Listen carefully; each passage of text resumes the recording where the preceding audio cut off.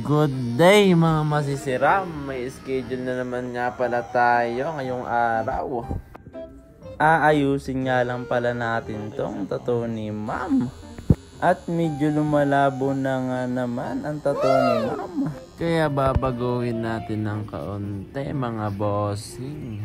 Ayan na nga pala boss at nabuhay na ng kaunti, pwede na yan. Nga pala mga boss, taga Santa Elena nga pala itong si ma'am. Sa bayan ng Santa Elena mga bossing. Dito na nga lang pala nagpangita mga bossing sa Lipa, Batangas.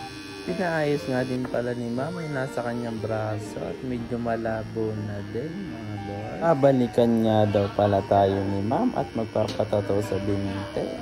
Ayan na nga pala ang resulta mga bossing. Next client na nga pala tayo dito mga boss at taga Mindoro nga pala are.